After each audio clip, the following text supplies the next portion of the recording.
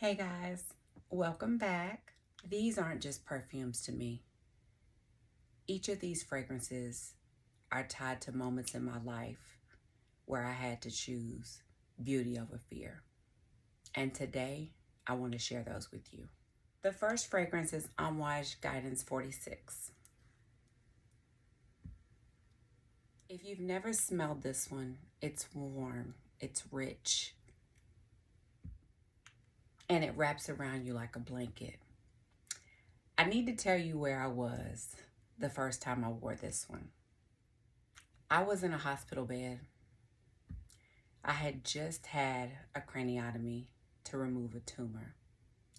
And I just needed something to feel like myself. I didn't know if I was gonna walk normally again. I didn't even know if I was gonna talk the same. I was restrained to a bed.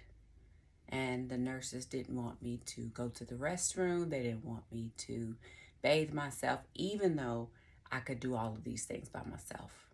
I felt so helpless and vulnerable, very.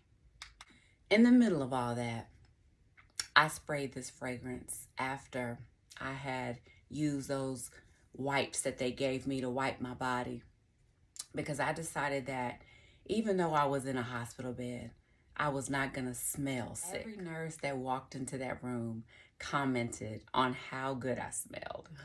And in that moment where I had lost control of everything, I still had that. That's what Amouage Guidance is for me. It's not a fragrance, it's a reminder that even in your lowest moment, you get to choose who you are. This is Existence. I know it's also Amouage. Y'all, I am in love with this house.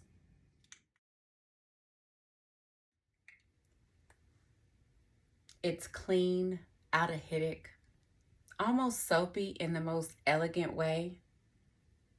Y'all, this right here, it smells like a fresh start. I wore this fragrance on the day that I went back into my church home to give my testimony, to stand in front of my congregation and tell them what God did. He brought me through brain surgery and how His grace is sufficient. There's something about putting on a fragrance and standing up to say, I'm still here.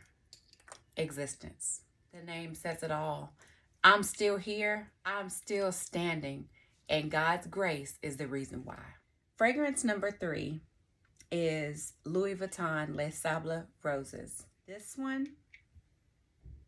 elegant, delicate, feminine, okay? And the reason it's on the list is because where I wore it. This was my first date night after surgery. For weeks, I've been a patient, poked, monitored, confined, restricted. People looked at me like I was fragile. And maybe I was. And then one night, I got dressed up. I did my makeup.